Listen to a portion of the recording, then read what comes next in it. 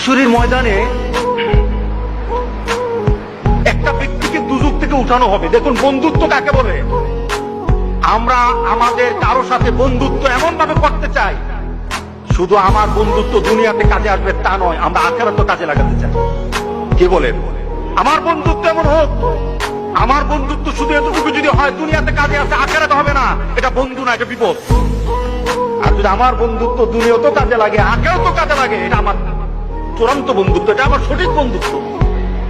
আপনি যদি কারোর সাথে বন্ধুত্ব করেন তাহলে কি হবে? একটা ব্যক্তিকে দুজক থেকে উঠানো হবে, তাকে দুজক থেকে উঠানোর কারণ জিজ্ঞাসা করা হবে, আমাকে কেন দুজক থেকে উঠানো হলো, কারণটা কি? আমি তো দুজকি, আমার আমল বলে আমি দুজকি, কেন উঠানো হলো? তখন সে বলবে যে আমাকে কি কোন নবী সুপারিশ করেছে? আমাকে দুজক থেকে উঠানোর জন্য নবীকে সুপারিশ করেছে? ফেরেশতারা বলবে না, নবী করে নাই। কে করেছে? কোন আল্লাহওয়ালা ব্যক্তি, কোন দিনদার ব্যক্তি, কোন একটা প্রসিদ্ধ আল্লাহর পছন্দের মানুষকে আমার জন্য সুপারিশ করেছে? না, সেও করে নাই। তাহলে কি আমার মা বাবা? না, তোমার মা বাবা না। তোমার পরিবার পরিজন? না, না, তোমার পরিবার পরিজন না। তোমার খুব নিকটের মানুষ? না, না, তোমার নিকটের মানুষ না।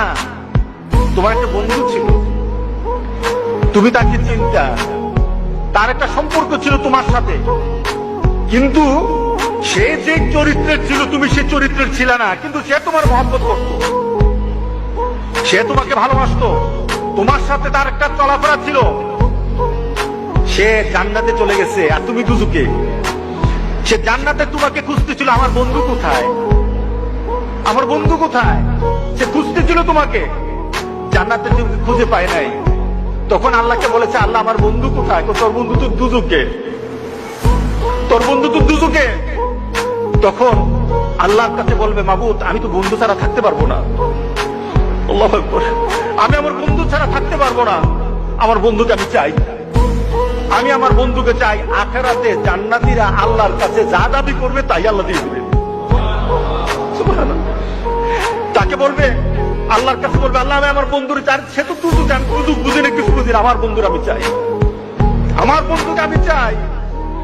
আল্লাহ বলবে, এই সে তো তার বন্ধুর ছাড়া থাকবে না, সে তো অস্থির হয়ে গেছে, আনান আমার জান্নাতীদেরকে আগে খুশি কর, আমার জান্নাতেরই খুশি কর। ওই যে জান্নাতে দুজকিদের পরে আছে তারই উঠা, তার সামনে নিয়ে আয়, তার সামনে তাড়াতাড়ি নিয়ে আসবে।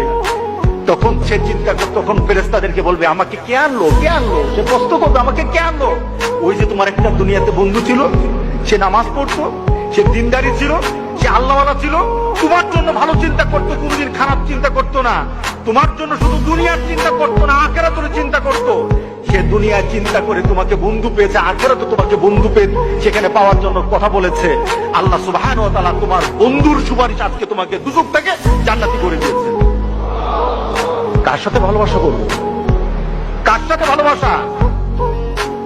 কথা বলা যায়, প্রতিবাদ করা যায়, কিন্তু আখিরাত যারা গুছিয়ে কথা বলে না, আল্লাহ সুবহানাহু ওয়া তাআলা বলতেছেন যে লাহওয়াল হাদিস ওয়া মিনান নাসি মান ইয়াশতারি লাহওয়াল হাদিস, কিছু সংখ্যক মানুষ তারা ক্রয় করে নেয়। কি করে ক্রয় করবে? খেলোয়াড়রা সরকারের সাথে, শিক্ষা ক্রীড়া মন্ত্রণালয়ের সাথে তারা তাদের বেতন নিয়ে তারা তর্ক বিতর্ক করার, বেতন বাড়াতে হবে, বেতন বাড়াতে হবে।